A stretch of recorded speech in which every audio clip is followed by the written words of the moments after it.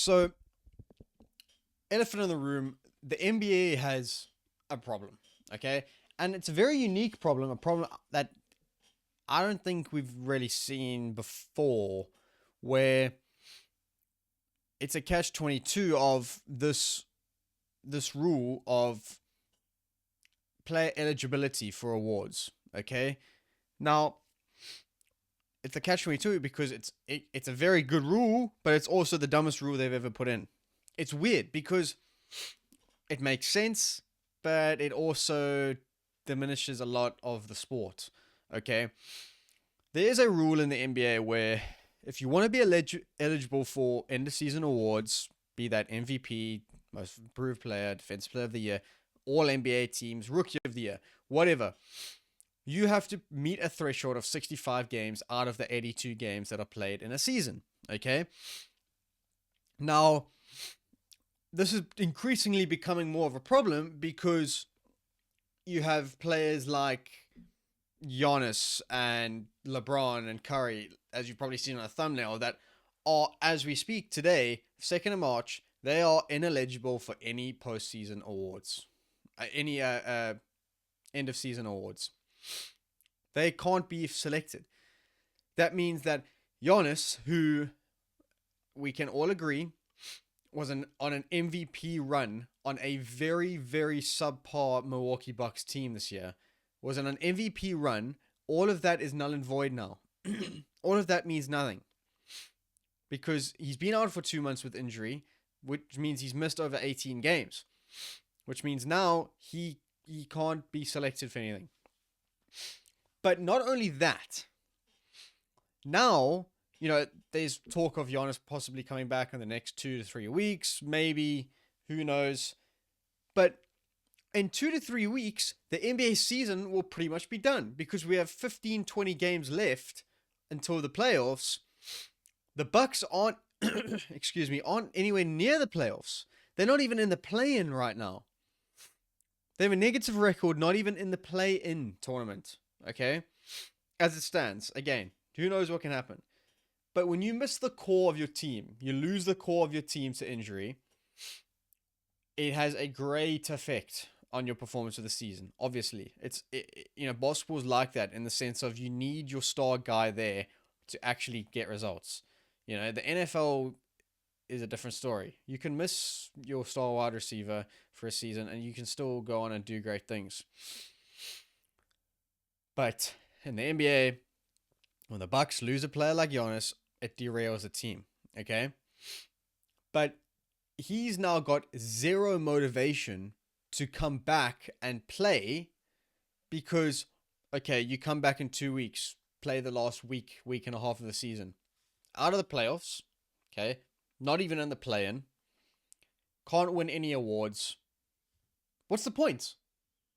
What is the point? Why would he do it? Why would he play? And that's why we've been hearing all this talk about the Bucks are going to shut down Giannis for the season. He's not going to play for the rest of the season. He's played his last game as a Milwaukee Buck because time to face reality. Giannis's jersey is behind me. I've been here since the guy got into the league, okay? But let's be real here. He's not going to be on the Milwaukee Bucks next season. If he is, I'll be very surprised because there's nothing there for him. He's done what he said he was going to do. He's only staying there because of loyalty. That's the only thing he's there for. He could go wherever he wants, whenever he wants. Okay? He's the best player in the league, and I'll stand by that. He can go wherever and however and whatever you want. He can do whatever he wants. Okay? In my opinion, Giannis has still got 5 good years of productivity in this league. That's how I feel. And a lot of people would agree with me. But he's stuck in a problem of trying to keep this image as the good guy, which I love him. He's a great guy, great role model, unbelievable basketball player. But it's time to look elsewhere if you're thinking about your career. Because again, he's putting up these numbers, and look, injuries happen. Doesn't matter what team you're on. But there's no motivation to come back and play for this team when you're injured. You know what I mean? And this award rule, eligibility rule, has derailed that even more. And there's pros and cons to this rule because it was started by the one and only Joel Embiid, who has played a grand total of 3 games in his NBA career, okay, in the regular season, where Embiid would play a couple games at the start of the season, get injured until the playoffs, come back and play the playoffs, and that was his season. He ended up winning an MVP throughout that. Joel Embiid has had one of the most disappointing careers compared to what he was expected to do, okay? I'm not saying he's not a good player, but this rule has essentially been put in place because of him and because of how his career has turned out. It's weird. It's weird because I don't know whether to side with it or go against it. You know what I mean? It's for one thing, it motivates the players to be there week in and week out. You know, you have a guy traveling from Europe or Africa or Asia to come and watch LeBron James and Luka Doncic play basketball. He's only going to get that chance once. He wants to see Luka Doncic and LeBron James play basketball. He doesn't want to see them sitting, dripped to the nines on the bench. You know, that's the reality of the sport. It's entertainment. And not only that, but the NBA is a business that needs to make money. They need to sell tickets. They need to get ratings on TV. And if you have a situation like the NFL where, think about the NFL, okay? Rams are playing on a Sunday. Who are the Rams playing on Sunday? Oh, is Stafford healthy? Is Puka playing? Who we got next week? With basketball, and hockey and baseball are the same. I don't really know much about hockey, but baseball is even worse. Oh, the Lakers are playing tonight. Oh, who they're playing? It's fine. I'll get the game on Wednesday. There's no motivation to attend these games because there's no driving factor. Like, oh, flip, I need to be there. Unless it's the last time I've seen, a regular season game where it was packed, and I get it. Lakers games are usually sold out. It's difficult to get tickets, but other teams, they are empty seats everywhere. It's majority empty seats. The last time, I can remember seeing a regular season game that, was like, how do I say, like an environment that you'd want to be in, was when LeBron broke a couple records where people are just getting the tickets to see history. They're not necessarily there to watch the sport. So I don't know, man. It's weird. Again, you want your players to play, but on the other hand, teams see these players as an investment. You see Giannis as an investment. You see Luka as an investment. Jokic, SGA, Wemby, whoever. You want to make sure that these players are healthy. You want to make sure that they're putting in productivity, but you can't overwork them. And this is why this rule's come in to stop load management. There were cases where teams would, play Giannis or LeBron or the Steph Currys or the Jokic or whatever, whoever, play them for a certain period of time, certain number of games, call it 30, 40 games, and then they would sit them for a period of time to rest them because they've done their work. So it's like, compare this to real life. You get into the office on a Monday, you do all your work for the week on a Monday, Tuesday, Wednesday. The office then says, okay, you can sit Thursday and Friday because you've done all your work. Okay? But this rule is essentially causing teams to say, okay, you have to come in Monday to Friday, but just do the bare minimum. That's essentially what the analogy is like, in my mind at least. And I think a lot of people would agree with me there. It's weird. It's strange because, I think it's a good thing that you need to hold these players accountable to actually playing games. And I'm looking at Joel Embiid. Injuries aside, and that's another thing on my point. There is rules where it's like if you play 62 games and then get injured, you can still be eligible, or there's different things with injury, but they actually don't make that much of a difference. It's like 3 or 4 games difference. But say Giannis plays 55 games, okay, out of 82, misses just under 30 games due to injury, which is nearly what he's going to be missing due to this injury. He's then ineligible. It's weird because let's just go through the list of players who are already ineligible. It's crazy for these awards. Sorry, by the way, if you hear this chair squeaking, it's pissing me off as well. I'm sorry. Just deal with it. So these are the players that are ineligible for end of season awards. That being MVP, DPOY, most improved players, rookie of the year, all NBA selections, whatever. Giannis Antetokounmpo, Jimmy Butler, Steph Curry, Anthony Davis, Josh Giddey, LeBron James, Austin Reeves, John Morant, DeMontis Sabonis, Franz Wagner, Jalen Williams, Trae Young. And on top of that, so those are just star players, the players that are the focal points of their teams. Jokic is 1 game away. Wemby's 4 games away. Luka's, I think, 5 games away. SGA 6, Booker 4, and Ant 7. Which means every big player in this league, pretty much, is within 7 games of being ineligible for any awards. Which means we're going to have guys up there accepting these awards essentially just because they played more games, not because of their performance. And look, let's take Cade Cunningham. Cade Cunningham, as we speak, is most probably going to win MVP now because, or Jaylen Brown or whatever, guys who have played enough games because they've played more games, and it can be 2 or 3 more games. Okay, so you can have a guy like Jokic who's arguably the MVP. Let's be real. But if he misses 1 more game, that's it. Sorry, Jokic, you can't win any awards. So then it's like okay, well then I might as well sit out the rest of the season. Because we're going to make the playoffs. You know, we're going to make the playoffs. And if I can't win any awards, what's in it for me? Put up a few more triple doubles. You think he cares about that? I can tell you for free, he doesn't. It's great. I don't know what to say, and I don't know what the resolution is. Again, I'm a fan of sports. Okay, I'm a fan of the NBA. I'm hypothesizing. Okay, what is the solution if this happens or if that happens? Whatever. But there has to be some solution for this, because it's difficult to have these star players doing this and that, and you know, generational talents, guys that will go down as the greatest players of all time, but because they played 5 less games due to resting or uncontrollables like injuries, okay?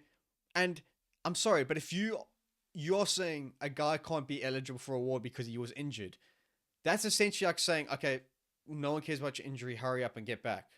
We need more money. That's what it's like.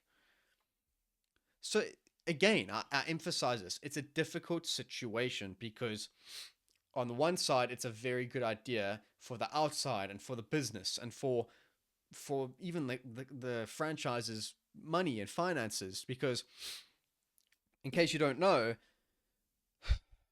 postseason awards and all NBA selections, etc., those trigger supermax contracts. Okay, which means that teams then have to pay their players even more. Excuse me, I need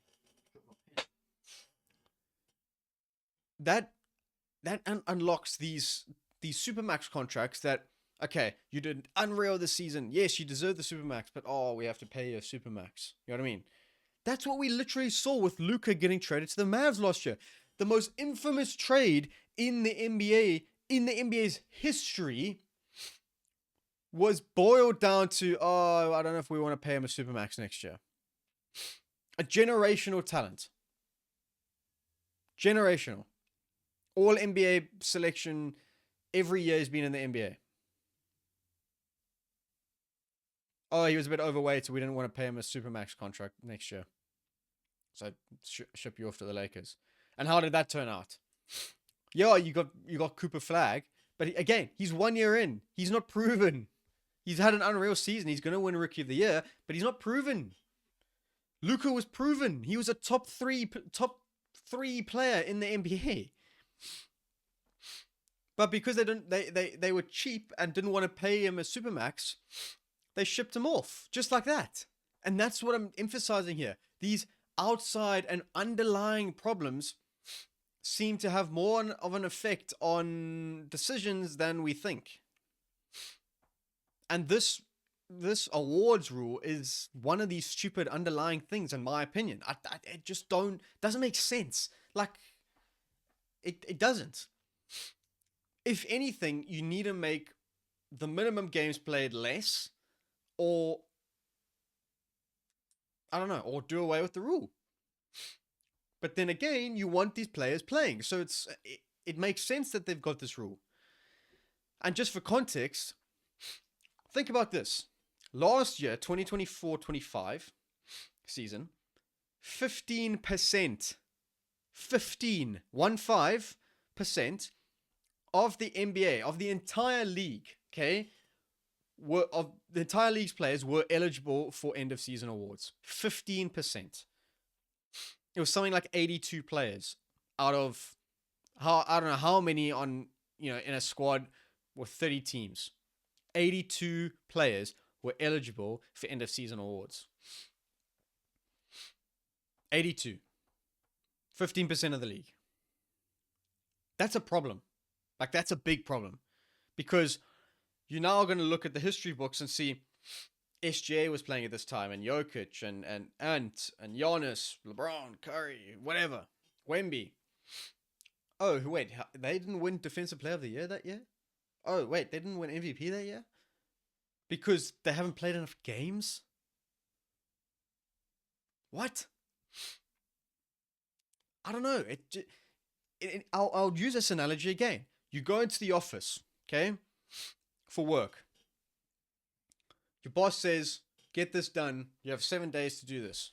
Okay, think about it over an 82 game season and a 7-day work week.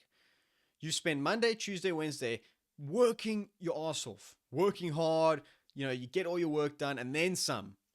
Giannis Antetokounmpo, MVP stats for the first part of the season. Yes, he was on a subpar team. That's a different story.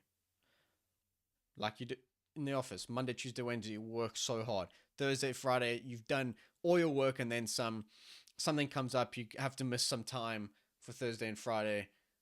So you go home, rest. Compare that to an injury for the last 2 months of the season. 3 months, whatever. You've done the work. So why do you get excluded then? When a guy who's doing less than you, but meeting the bare minimum and is there the whole way. I don't know. It's weird. And that's no disrespect to these guys like Cade and Jaylen Brown and Jalen Brunson and the guys who are playing their day in, night in and night out. That's a very respectful and very, something they should be proud of because they're putting the team on their back and not just being there for a certain amount of time. But that's a problem when it's a guy like Embiid, where he's literally just sitting out for this whole season and then, coming and playing in the playoffs. That's a problem. But when it's an injury, it's a different story. And you're going to have guys winning awards that, quite frankly, don't deserve it. And I'm sorry to say that that's the truth. You're going to have a situation where guys are winning end of season NBA awards that don't deserve it. And if something doesn't change, then I don't know. Because the NBA is already getting outclassed by the NFL and even baseball, where their ratings are going down. Ticket sales are going down. So you've got to fight this problem of players not playing, which leads to ticket sales decreasing. And then also putting on a show. It's a very weird dynamic. But I don't know. I don't know what they're going to do. It's very interesting problem that the NBA has, and I know this has been all over the place, but I was thinking about it this morning. When I was watching the highlights of the Bills-Bucks game, and it was hard to watch. Them coming back to win by 25 points after going on a 25-0 run. 25 points without answer, like that is disgraceful. On a team that I've supported since I was 10 years old. Okay, because of Giannis Antetokounmpo. And wherever he goes, I'll probably follow him. And that's just me. I support a player, okay? Hate it or not. But it's hard to watch that, man. Knowing that your superstar could be there, your MVP caliber. Oh, wait, sorry. No, he's not MVP caliber. He's not eligible to win the award. What? So, I don't know. It's going to be, it's going to turn into a thing where the All-NBA teams are actually the all-star teams because they're the rightful voted teams, not based on performance. which has always been controversial because it's always been All-Star should be based on performance. Yeah, okay, but so should All NBA, and it shouldn't matter how many games you play. And I'm not talking about a guy playing 10 games, scoring 40 points in every game, and then setting out the season. That's different. Okay? It's fine if a guy plays 50 games, gets injured, but before that, he was averaging 30 points a game. That's nuts.